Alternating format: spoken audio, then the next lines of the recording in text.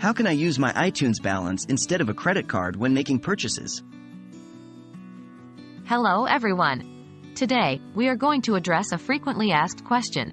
How can I use my iTunes balance instead of a credit card when making purchases? This can be particularly useful when you want to spend an iTunes gift card or if you simply prefer to use your account balance. Check your iTunes balance. To get started, you'll want to make sure you have sufficient iTunes balance to cover the purchases you intend to make. On your iPhone, iPad, or iPod Touch, 1. Open the App Store app. 2. Tap your photo or the sign-in button at the top of the screen. 3. Tap iTunes and App Store. 4. Tap your Apple ID, then tap View Apple ID. 5. Scroll down to the iTunes Balance section. On your Mac, 1. Open the App Store. 2. Click your name or the sign-in button in the sidebar. 3. Your balance appears under your name. Make a note of this balance as it will be crucial in managing your iTunes purchases.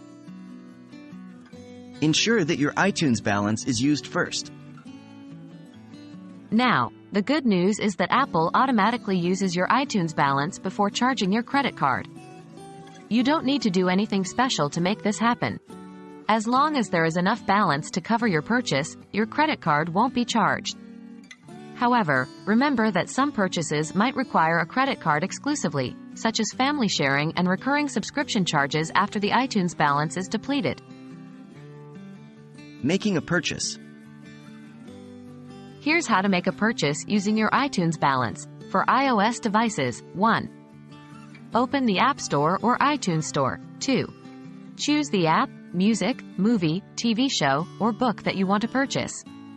3. Tap the price, then tap Buy. For Mac, 1. Open the App Store, iTunes Store, or Apple Books. 2.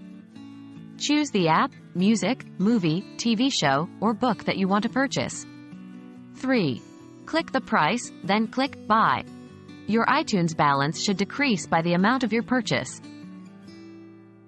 And that's it. You've now learned how to use your iTunes balance instead of your credit card when making purchases. This can be a great way to keep your spending in check or to use up those iTunes gift cards you've been stashing away. Remember, Apple always prioritizes your iTunes balance for purchases before charging your credit card. As always, if you found this video helpful, please like, share, and subscribe for more useful tips.